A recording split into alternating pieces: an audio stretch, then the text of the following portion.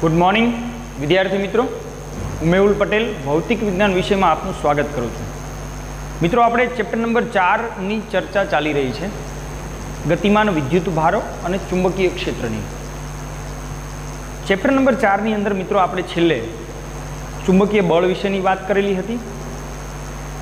વર્તુળાકાર ચુંબકીય ક્ષેત્રમાં વર્તુળાકાર પરિભ્રમણ કરતા કણ માટે એની ત્રિજ્યા, એને અનુરૂપ આવૃત્તિ અને આવર્તકાળ સંબંધિત વાત કરી હતી અને પિચ એટલે શું એની કેટલીક માહિતી જોઈ હતી। એનાથી અમે થિયરીમાં આગળ વધીએ તો આજે આપણો થિયરી પ્રશ્ન છે મિત્રો, સંયુક્ત એવા વિદ્યુત અને ચુંબકીય ક્ષેત્રમાં વિદ્યુત ભારની ગતિ વેગ પસંદગીકાર તરીકે સમજાવો। આજે આપણે પ્રશ્ન સ્વરૂપે એને જોઈશું।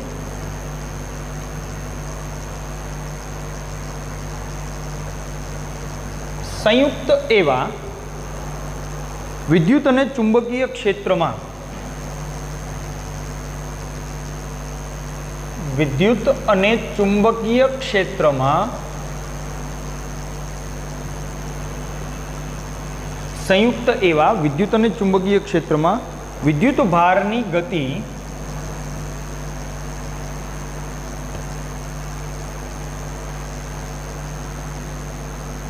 वेग पसंदगीकार तरीके समझाओ।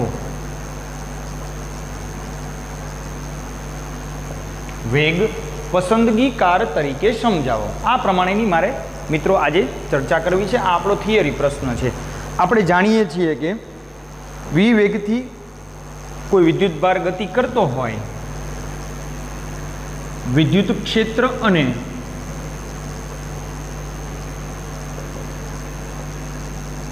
चुंबकीय क्षेत्र में वी वेग थी गति करता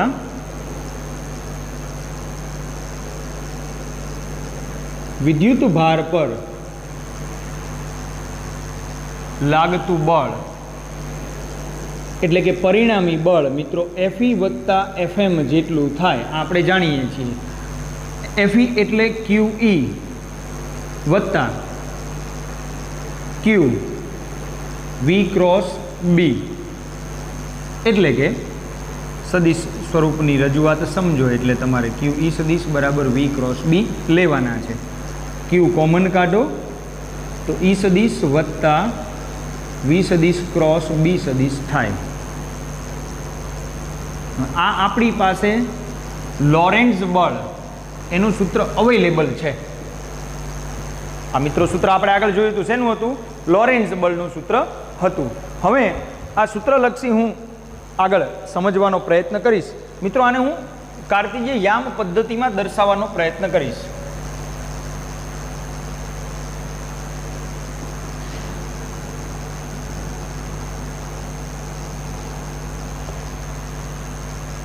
वाय एक्स, एक्स अक्ष अने झेड अक्ष जो हूँ एक्स दिशा में वेग लઉં एने अनुरूप वाय दिशा में मित्रों विद्युत क्षेत्र ने दर्शावू ई सदिश। तो ऑब्वियस है चुंबकीय क्षेत्र मारे झेड दिशा में लेवू पड़े। चलो वी क्रॉस बी नी दिशा ई बळनी दिशा हशे एटले वी अने बी थी बनता समतल ने लंब मने चुंबकीय बळ मळे। एवी ज रीते विद्युत क्षेत्रनी दिशा में मने विद्युत बळ मळे। एटले अहींया उपरनी दिशा में Fe सदिश आ बंने ने लंब समतल में हवे एनी धन दिशा है कि एनी ऋण दिशा है ई मने एक्स अने जेड, एक्स अने जेड वी क्रॉस बी थी मळे। सेनाथी मळे? वी क्रॉस बी थी मळे। आपणे ई बळनी दिशा ने समजवानो प्रयत्न करीए। धीमे धीमे विद्युत क्षेत्रों आपणे परस्पर लंब अने वेग ने पण लंब लईए तो सौथी पहेला आकृति प्रमाणे आकृति में दर्शाव्या प्रमाणे विद्युत क्षेत्र, चुंबकीय क्षेत्र अने वेग परस्पर लंब लीधेला छे। परस्पर लंब लीधेला छे तो पछी माटे विद्युत बळ એફ બરાબર ક્યુ ઈ સદિશ. ઈ સદિશની દિશા મિત્રો કઈ અક્ષ લીધી છે? વાય અક્ષ. તો અહીંયા લખીશું ક્યુ ઈ ઇન્ટુ જે કેપ. ક્યુ ઈ ઇન્ટુ જે કેપ ધન વાય અક્ષ મેં લીધી. આપણે દિશાને અનુરૂપ મારે વેગ પસંદગી કારની મારે વાત કરવી છે. બીજું લઈએ ચુંબકીય બળ એફએમ. ક્યુ વી સદિશ ક્રોસ બી સદિશ અનુસાર ક્યુ વી એટલે V into I cap cross B છે ઝેડ એટલે કે કેપ. મિત્રો આઈ ક્રોસ જે ક્રોસ ગુણાકારનો નિયમ સદિશનો તમે બહુ વ્યવસ્થિત રીતે જાણો છો. આઈ ક્રોસ કે માઇનસ જે આપે. શું આપે? માઇનસ જે. એટલે મળે છે મને આ ક્યુ વી બી માઇનસ જે કેપ એટલે કે એફએમ મળે મને મિત્રો માઇનસ ક્યુ વી બી જે કેપ. એનો મતલબ ચુંબકીય બળ એફએમ ફોર મેગ્નેટિક આપણે એફએમ અથવા એફબી બે અલગ અલગ સંજ્ઞાથી એનું નિરૂપણ ટેક્સ્ટ બુકની અંદર મિત્રો કરેલું હોય છે. તમે કોઈ પણ સંજ્ઞાત્મક રજૂઆત પ્રમાણે એને સમજી શકો છો. મેં અહીંયા એફએમ રાખેલું છે તો આપણે એફએમ રાખીએ. તો આ ધન વાય એક્સ હોય મિત્રો તો આ ઋણ વાય એક્સ થાય એફએમ, કારણ કે મને મળે છે માઇનસ જે. માટે પરિણામી બળ એફ ક્યુ ઈ માઇનસ ક્યુ વી બી જે કેપ એટલે કે Q common E minus VB into J cap મળે. આ પ્રમાણે મને એફ સદિશ મળશે. આ તો માત્ર મેં હજી મિત્રો બળની રજૂઆત તમને દર્શાવી છે. આપણે સંયુક્ત એવા ક્ષેત્રમાં વી વેગથી કોઈ વિદ્યુતભાર ગતિ કરતો હોય તો લોરેન્ટ્ઝ બળ જેટલું એના ઉપર બળ લાગશે. ચલો પહેલી વાત. પછી એને કાર્તેજીય યામ પદ્ધતિમાં સમજવાનો પ્રયત્ન કરીએ તો મેં ત્રણેયને પરસ્પર લંબ લઈ લીધા છે. વેગને એક્સ અક્ષ પર, આને ઝેડ અક્ષ પર અને આને વાય અક્ષ પર. સરવાળા સ્વરૂપે જો વિદ્યુત ક્ષેત્ર વાય અક્ષ પર હોય તો ચુંબકીય ક્ષેત્ર પણ પરિણામી ક્ષેત્ર પણ વાય ઉપર હોવું જોઈએ. તો જ બંનેનું એડિશન થાય. એડિશનના મૂલ્યના પોઈન્ટ ઓફ વ્યૂ એટલે આપણે એને પણ એ પ્રમાણે અહીંયા મેં પસંદ કરેલા છે. વેગની દિશા ચુંબકીય ક્ષેત્રની દિશા મેં એવી પસંદ કરી છે કે જે વિદ્યુત ક્ષેત્રને અનુરૂપ હોય. એટલે સરવાળા બાદબાકીમાં મને પરિણામી દિશા એની ચોક્કસ પરિણામી દિશા બળની મળવી જોઈએ. તો આ પ્રમાણે મિત્રો પહેલા સ્ટેજની અંદર માત્ર મેં અહીંયા બળને દર્શાવ્યું છે. આપેલી કિંમત મુજબ મિત્રો આપણે અહીંયા પસંદ કરેલા મૂલ્યો છે વી અને બીના, એવા મૂલ્યો પસંદ કરીએ. આપણે વી અને બીના એવા મૂલ્યો પસંદ કરીએ કે જેથી આ જે વિદ્યુત ભારિત કણ જે ગતિ કરે છે એના પરનું પરિણામી બળ શૂન્ય થાય. એના પરનું પરિણામી બળ શૂન્ય થાય. અહીં તમે જોઈ શકો છો કે વિદ્યુત બળ અને ચુંબકીય બળ પરસ્પર વિરુદ્ધ દિશામાંના છે. વિદ્યુત બળ અને ચુંબકીય બળ પરસ્પર વિરુદ્ધ દિશામાંના છે. તો અહીંયા આપણે પસંદગી વખતે અહીં વી અને બીના મૂલ્યો એવા પસંદ કરીએ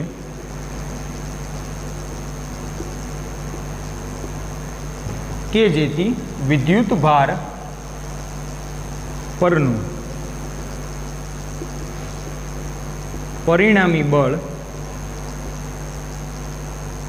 શૂન્ય થાય. જો મિત્રો પરિણામી બળ શૂન્ય થાય તો તમે એમ કહી શકો કે ક્યુ ઈ બરાબર ક્યુ ઈ માઇનસ ક્યુ વી બી બરાબર 0. એટલે કે ક્યુ ઈ બરાબર ક્યુ વી બી આ ઉડી જશે. તો માટે વી બરાબર ઈના છેદમાં બી. જો પરસ્પર લંબ એવા બે ક્ષેત્રો કોની પસંદગી કરે છે? વેગની. એટલે મારે વિદ્યુત ભારની ગતિને વેગ પસંદગી કાર તરીકે લેવી હતી. તો મને વેગનું મૂલ્ય મળે છે મિત્રો ઈના છેદમાં બી. તો V is equal to E by B. આપણે વિદ્યુત ભારની જુદી જુદી ઝડપથી ગતિ કરતા વિદ્યુત ભારની કિરણાવલીમાંથી ચોક્કસ વેગના વિદ્યુત ભારિત કણોને પસંદ કરી શકાય છે. આમ પરસ્પર લંબ ઈ અને બી ક્ષેત્રો વેગ પસંદગી કાર તરીકે વર્તે છે. દેખાય છે આમ આમ પરસ્પર લંબ E અને B ક્ષેત્રો વેગ પસંદગીકાર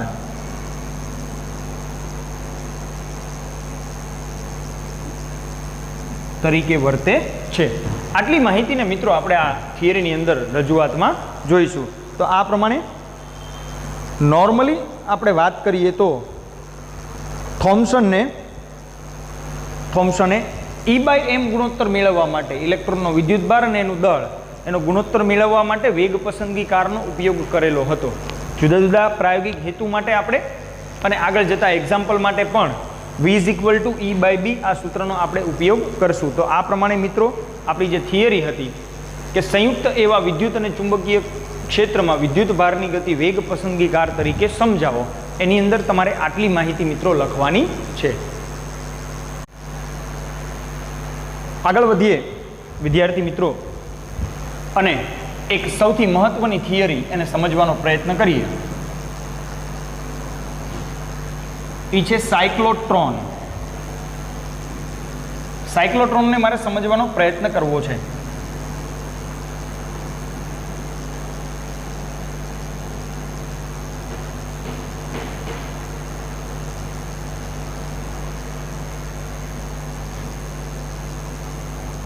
પ્રથમ એની આપણે સામાન્ય રચના જોઈએ, પછી એની કાર્ય પદ્ધતિ જોઈશું અને એને અનુરૂપ જે સૂત્ર રજૂઆત છે એને આપણે સમજશું. કોમન પ્રશ્ન લઈ લઈએ. સાયક્લોટ્રોનની રચના સમજાવી, જરૂરી સૂત્ર અને કાર્ય પદ્ધતિ સમજાવો. કોમન એક પ્રશ્ન લઈ લઈએ.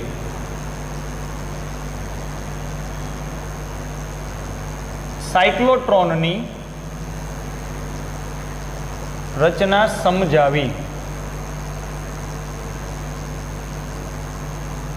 સાયક્લોટ્રોનની રચના સમજાવી, તેની કાર્ય પદ્ધતિ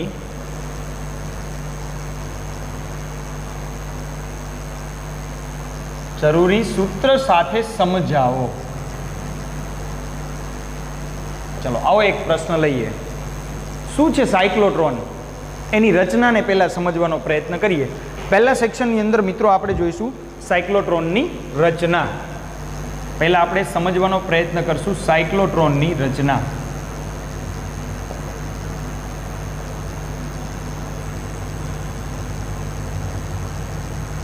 સાયક્લોટ્રોનની રચના. સામાન્ય રીતે મિત્રો સાયક્લોટ્રોનમાં વિદ્યુત અને ચુંબકીય ક્ષેત્ર પરસ્પર લંબ એટલે કે ક્રોસ ફિલ્ડ રાખેલા હોય છે અને કણની ઉર્જા વધારવામાં આવે છે. સાયક્લોટ્રોનમાં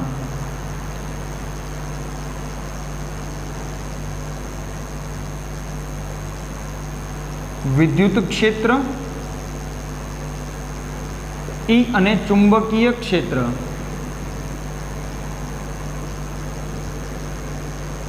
B પરસ્પર લંબ હોય છે, જેને ક્રોસ ફિલ્ડ કહેવાય. જેને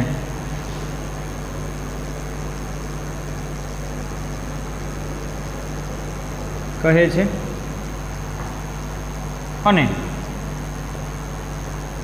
જે કણ છે વિદ્યુતભારિત કણ, એની ઉર્જા વધારવામાં આવે છે. આ સામાન્ય કાર્ય છે.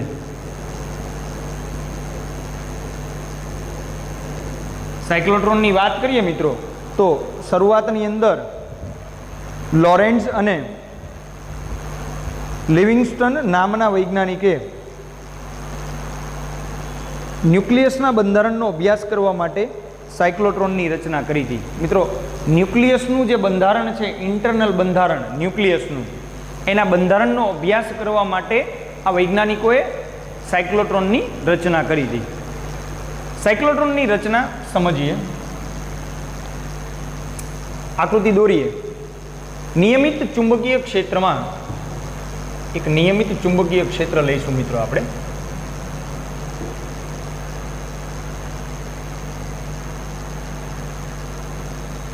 નિયમિત ચુંબકીય ક્ષેત્રમાં કોઈ એક મર્યાદિત ભાગ લઈએ. નિશ્ચિત ચુંબકીય ક્ષેત્રને હું દર્શાવી દઉં છું. હવે તમે ટપકાનો મતલબ સમજી જતા હશો. પુસ્તકના પાનાને લંબ બહાર આવતી દિશામાં. મારે વિદ્યુત અને ચુંબકીય ક્ષેત્રોને પણ પરસ્પર લંબ દર્શાવવા છે. ચલો, બે ડીઝ હોય છે, ડી આકારની સામસામે પરસ્પર રાખેલી હોય. આ ઊંધો ડી હોય અને આ સીધો ડી હોય. રચના સમજવાનો પ્રયત્ન કરીએ. બંને ડીઝને પ્રવેગિત કરવા માટે મિત્રો ચોક્કસ શબ્દ એના માટેનો આંદોલક વપરાય છે. એ આની સાથે જોડેલી હોય છે.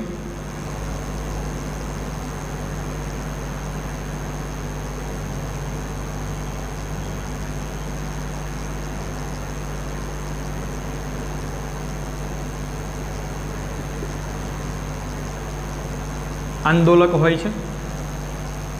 વિદ્યુતભારિત કણને આની અંદર મૂકવામાં આવે છે. આ વિદ્યુતભારિત કણ મિત્રો ડીઝની અંદર વિદ્યુત ક્ષેત્ર હોતું નથી. આપણે એ તો એને સ્ટેપ બાય સ્ટેપ થિયરીમાં પણ સમજશું. એની અંદર વિદ્યુત ક્ષેત્ર હોતું નથી. બે ડીઝની વચ્ચેના ભાગમાં વિદ્યુત ક્ષેત્ર હાજર છે અને ચુંબકીય ક્ષેત્ર તો તમે અહીંયા જોઈ શકો છો હાજર જ છે. સામાન્ય રીતે આપણે પ્રવેગિત થયા પછી કણને બહાર કાઢવા માટે એક વિક્ષેપ પટ્ટી અહીંયા રાખેલી હોય છે.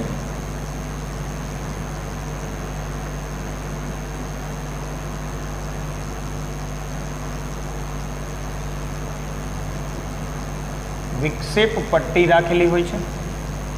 પછી વિદ્યુતભારિત કણ આપણે ચુંબકીય ક્ષેત્રને દર્શાવી દઈએ. અહીંયા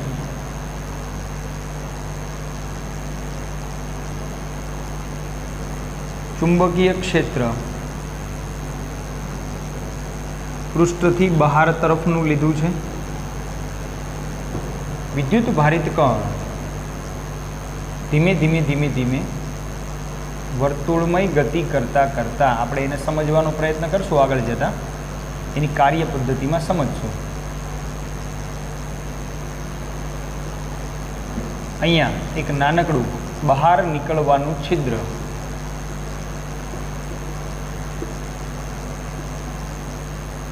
અને જે બહાર નીકળે છે એ છે વિદ્યુત ભારિત કણ. અને રચનાત્મક પોઈન્ટ ઓફ વ્યૂ ડીઝ D2 અને આ જે ભાગ છે એને હું ડીઝ D1 કહીશ. આવી રચના છે. આ છે એની આકૃતિ મિત્રો. આ પ્રમાણે આપણે એને ફોલોઅપમાં લેવાની છે. રૂપરેખાની અંદર સૌથી પહેલાં ડી આકારના બે પોલા અર્ધગોળાકાર પાત્રને સામસામે એક ગેપમાં ગોઠવેલા છે. આકૃતિમાં સાયક્લોટ્રોનની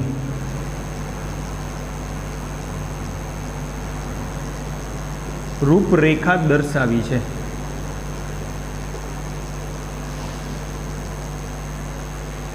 પરસ્પર સામે સામે આપણે વાત કરશું. પરસ્પર સામે સામે અંગ્રેજી મૂળાક્ષર ડી આકારના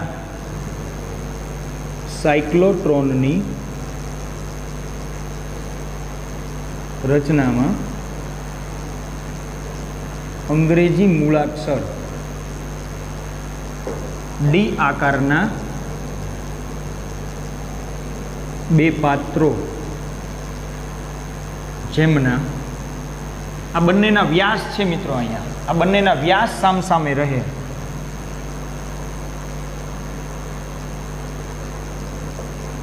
વ્યાસ સામસામે રહે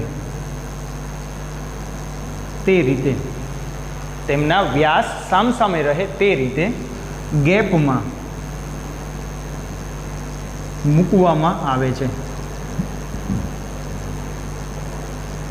એક નિશ્ચિત ગેપ આપણે વ્યાખ્યાયિત કરી દીધો છે.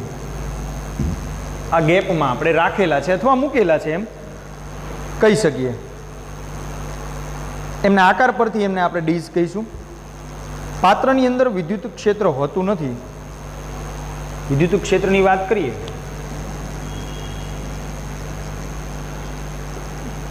તેમના આકાર પરથી તેને DEES કહે છે. આ પાત્રોની અંદર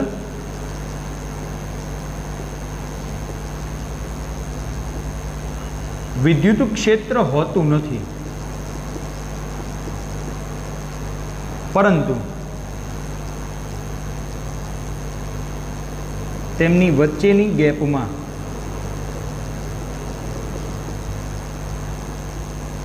વિદ્યુત ક્ષેત્ર હોય છે. આ જે વચ્ચેનો ભાગ છે મિત્રો, ત્યાં હું વિદ્યુત ક્ષેત્ર એને સમજી શકું છું. આ પ્રમાણેની રચના છે. ચુંબકીય ક્ષેત્ર તમે જાણો જ છો કે પુસ્તકના પાનાને લંબ રૂપે લગાડેલ છે, એટલે ચુંબકીય ક્ષેત્ર વિદ્યુત ક્ષેત્રને લંબ અંદરના ભાગમાં લગાડેલ છે.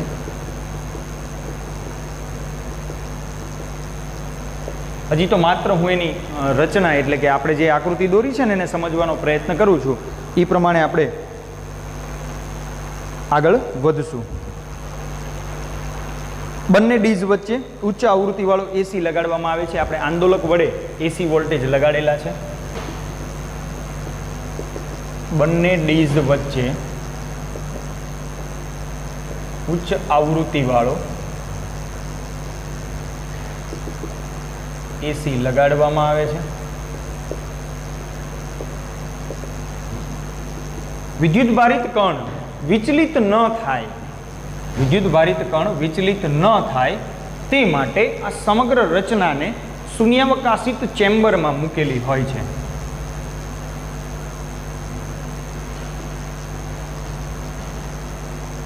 અને વિદ્યુત ભારિત કણ ને બહાર નીકળવા માટે એક વિક્ષેપ પટ્ટી અને છિદ્ર હોય છે તથા આ સમગ્ર રચનાને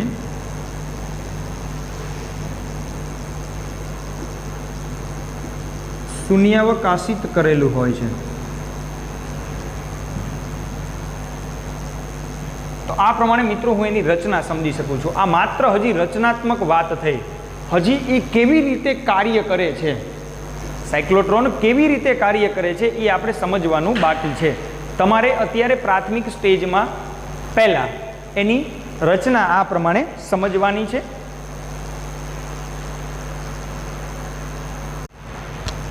આગળ વાત કરીએ. આ થઈ ગઈ રચના. આકૃતિ કોમન રાખશું આપણે રચનાને સમજી લીધી છે.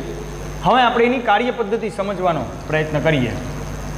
હવે મારે વાત કરવી છે કાર્ય પદ્ધતિ અને સાથે સંકળાયેલા સૂત્રોની મારે વાત કરવી છે મિત્રો. આકૃતિ હું એમના એમ રાખીશ. પ્રશ્ન કન્ટિન્યુ છે, તમારે એક જ વખત આકૃતિને દોરવાની છે.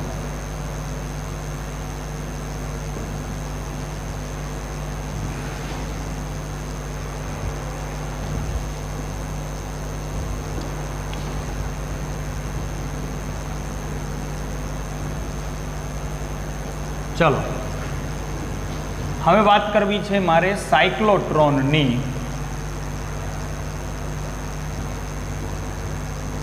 કાર્ય પદ્ધતિ. ચલો, સાયક્લોટ્રોનનું મુખ્ય આ બનાવવા પાછળનું મુખ્ય કારણ છે મિત્રો કણને વિદ્યુત ભારિત કરીને યોગ્ય ઉર્જા સુધી પ્રવેગિત કરવાનું કામ છે. નિશ્ચિત લેવલ સુધી એને પ્રવેગિત કરવાનું કામ છે. જે કણને પ્રવેગિત કરવાનો છે ચોક્કસ સ્થિતિ સમજવા માટે આપણે આકૃતિને આ પ્રમાણે સેટ કરશું. જે કણને પ્રવેગિત કરવો છે તેને આકૃતિમાં બિંદુ P પાસે લાવવામાં આવે છે. ચલો, પહેલો મુદ્દો લખશું આપણે. જે કણને પ્રવેગિત કરવાનો છે તેને આકૃતિમાં દર્શાવેલ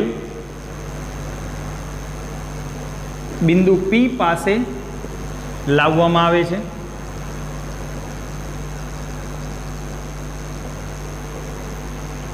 બંને ગેપ વચ્ચેના વિસ્તારમાં આપણે આને આંદોલક સાથે જોડેલું છે એટલે ઉચ્ચ આવૃત્તિવાળા એસી વોલ્ટેજ સાથે જોડેલું છે. જ્યારે એને લાવીએ ત્યારે D1 ડીઝ એને ઋણ સ્થિતિમાને અને D2 ને ધન સ્થિતિમાને રાખીએ છીએ. આપણે વારાફરતી D1 અને D2 ડીઝને ધન અને ઋણ સ્થિતિમાને રાખવાની છે મિત્રો. D1 ડીઝ છે એને એસી વોલ્ટેજના ઋણ સ્થિતિમાને વારાફરતી જોડીએ એટલે એસી વોલ્ટેજના આને ઋણ આને ધન, પછી આને ઋણ આને ધન એમ વારાફરતી કરતું જવાનું છે અને એને પ્રવેગિત કરતું જવાનું છે. બરાબર તે જ સમયે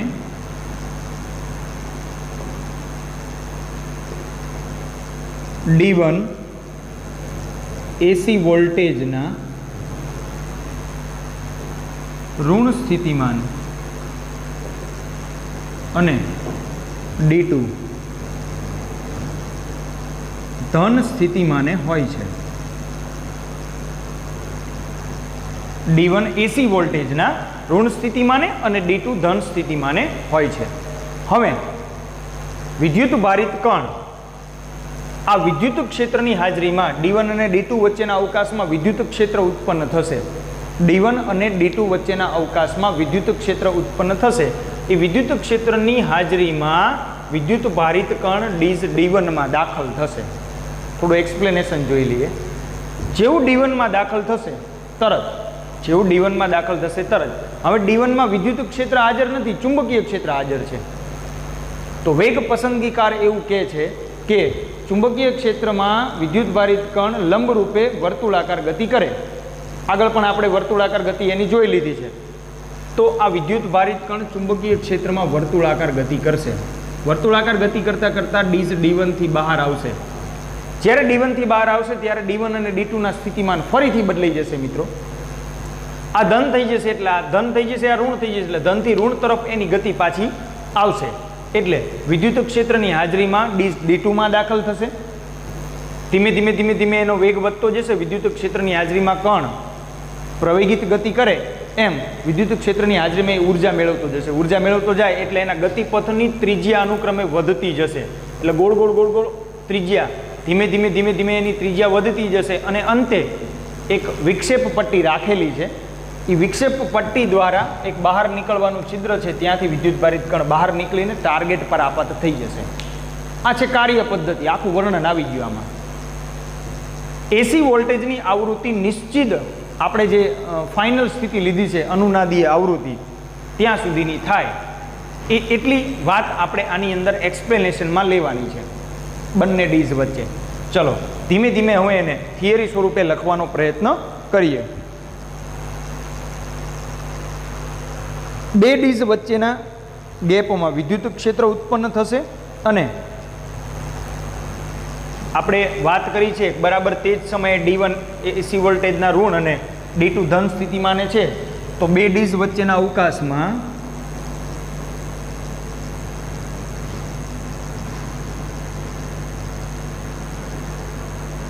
વિદ્યુત ક્ષેત્ર ધનથી ઋણ તરફનું ઉત્પન્ન થશે અને કણ ધીમે નિશ્ચિત વેગમાન સાથે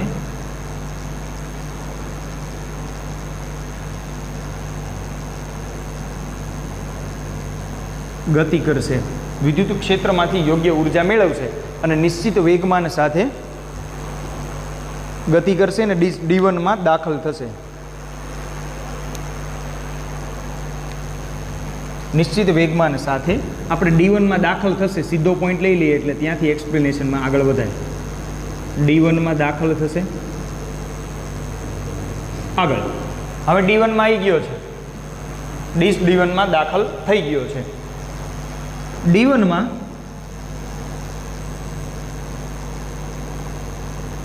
ચુંબકીય ક્ષેત્રની હાજરીમાં કણ વર્તુળાકાર ગતિ કરશે. નિશ્ચિત ચુંબકીય ક્ષેત્ર હાજર છે. મિત્રો આપણે આગળના લેક્ચરની અંદર થિયરી જોઈ ગયા છીએ. કણ ચુંબકીય ક્ષેત્રની હાજરીમાં v જેટલી ઝડપથી વર્તુળાકાર ગતિ કરે. એટલે D1 માં ચુંબકીય ક્ષેત્રની હાજરીમાં કણ હવે વર્તુળાકાર ગતિ કરશે.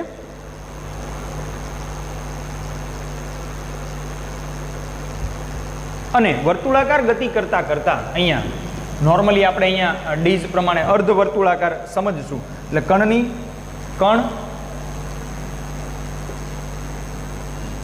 અર્ધ વર્તુળાકાર પરિભ્રમણ કરી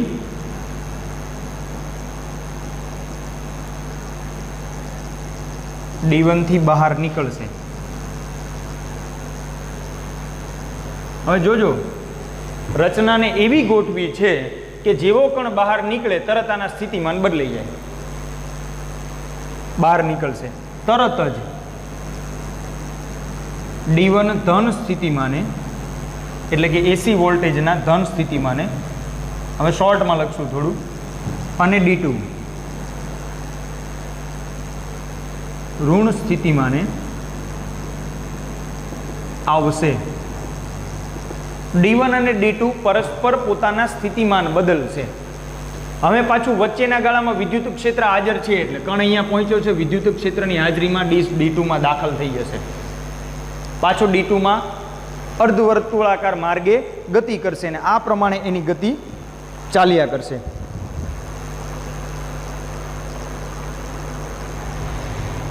હવે આગળ જોઈએ. જેવું આ બંનેના સ્થિતિમાન બદલાય છે તરત કણ વિદ્યુત ક્ષેત્રની હાજરીમાં, હવે થોડું શોર્ટમાં લખશું, વધારે વેગમાન સાથે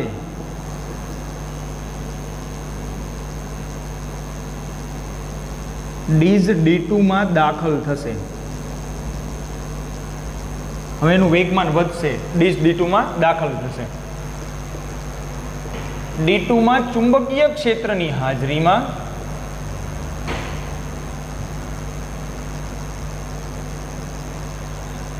અર્ધવર્તુળાકાર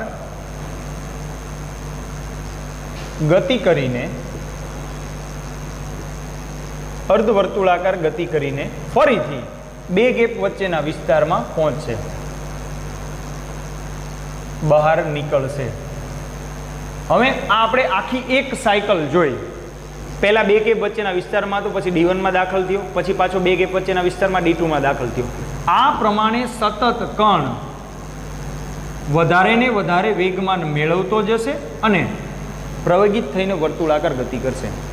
હવે આખી સાયકલ રિપીટ થશે. ફરીથી D1 ઋણ સ્થિતિમાને અને D2 ધન સ્થિતિમાને આવશે.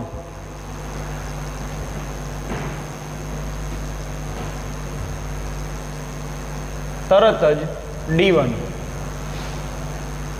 ઋણ સ્થિતિમાને અને D2 ધન સ્થિતિમાને આવશે.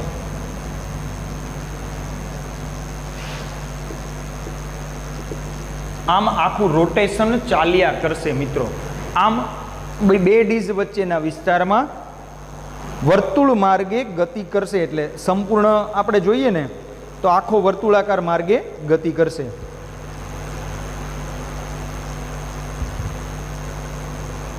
કણને સાયક્લોટ્રોનમાં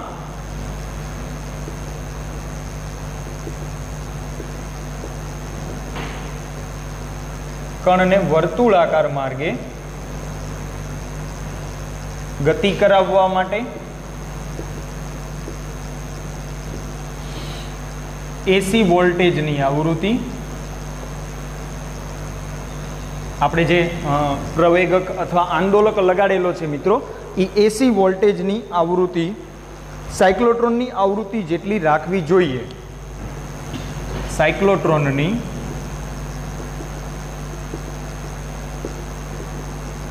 આવૃત્તિ જેટલી રાખવી જોઈએ. તો આ પ્રમાણે મિત્રો ધીમે ધીમે ધીમે ધીમે ધીમે ધીમે કણ પ્રવેગિત થશે, ધીમે ધીમે કણ પ્રવેગિત થશે.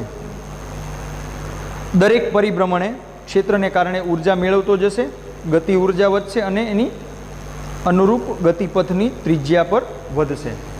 આમ આપણે સંક્ષિપ્ત મુદ્દામાં હવે એને પૂર્ણ કરવાનો પ્રયત્ન કરીએ. આમ કણ વર્તુળાકાર માર્ગે વિદ્યુત ક્ષેત્રને લીધે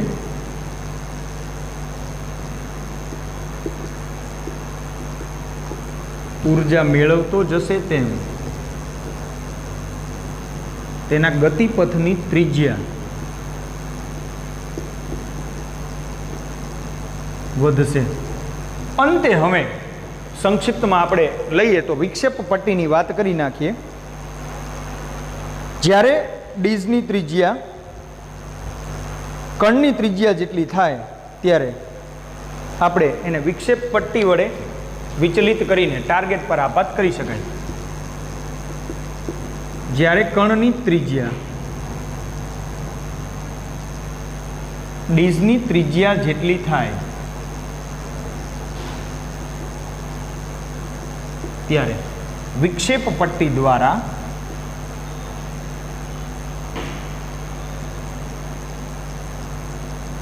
કણને બહાર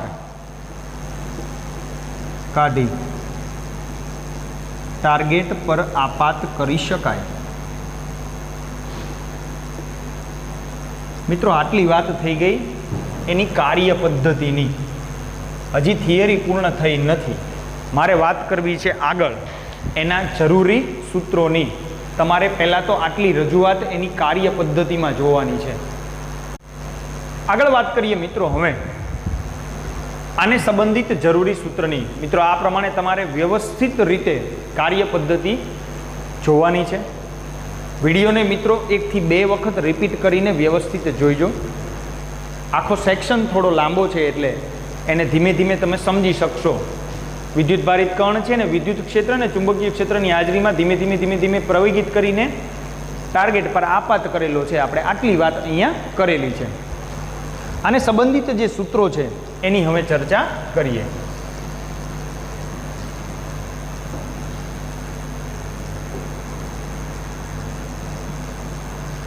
ચલો સૌથી પહેલા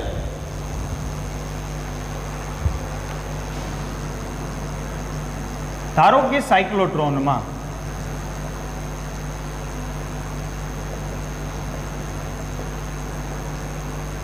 કણની આવૃત્તિ વીસી છે, માટે આવર્તકાળ ટી બરાબર 1/Vc. આગળ આપણે મિત્રો વર્તુળાકાર પરિભ્રમણ માટે એનું સૂત્ર જોઈ ગયા છીએ, 2πm/qb. તો આ સૂત્ર આપણે સાયક્લોટ્રોનમાં પણ લાગુ પાડી શકશું. માટે આવૃત્તિ qb/2πm. ચલો આ એક સૂત્રને હું સાયક્લોટ્રોનના કિસ્સામાં પણ લાગુ પાડી શકીશ વર્તુળાકાર પરિભ્રમણ માટે. બીજી વાત કરીએ, સાયક્લોટ્રોનમાં કણની જ્યારે બહાર નીકળવાની તૈયારી હોય ત્યારે ગતિપથની ત્રિજ્યાને આપણે ડીઝની ત્રિજ્યા જેટલી કીધી છે એક્સપ્લેનેશનમાં.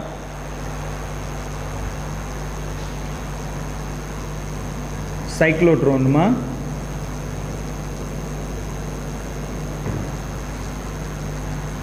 કણ જ્યારે બહાર નીકળવાની તૈયારી હોય ત્યારે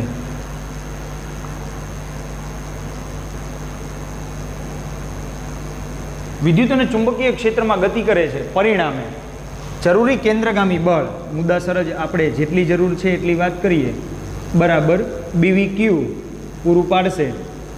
1V ઉડાડ નાખો. હવે મારે આકૃતિની જરૂર નથી.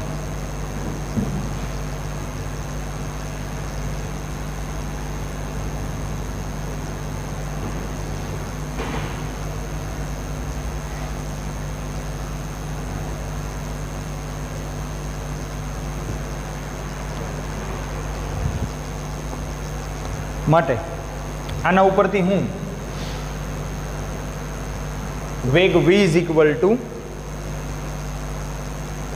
QBR બાય m લઈ શકું.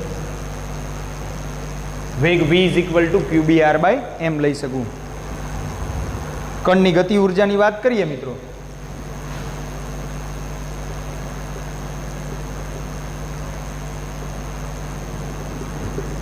k is equal two 1/2mv², એટલે કે 1/2m q² b² r² by m², એ કેમ ઉડી જશે? 1/2 q² b² r² by m.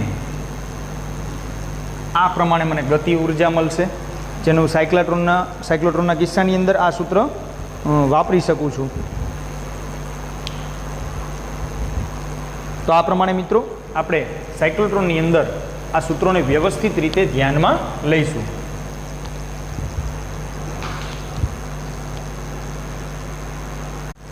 મિત્રો એકદમ શોર્ટમાં આપણે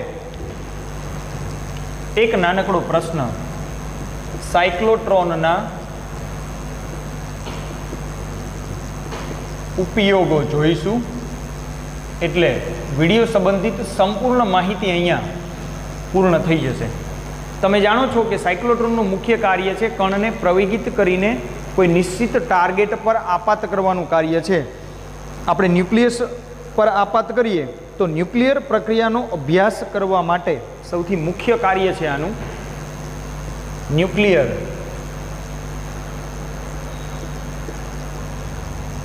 પ્રક્રિયાઓનો અભ્યાસ કરવા માટે આ પ્રથમ અને મુખ્ય કાર્ય છે. કોઈ એક ધન આયનમાં કોઈ બીજો આયન ઇમ્પ્લાન્ટ કરીને એની ઉપર આપાત કરો એટલે ઇમ્પ્લાન્ટ કરીને એના ગુણધર્મો બદલવા. ધન આયનોમાં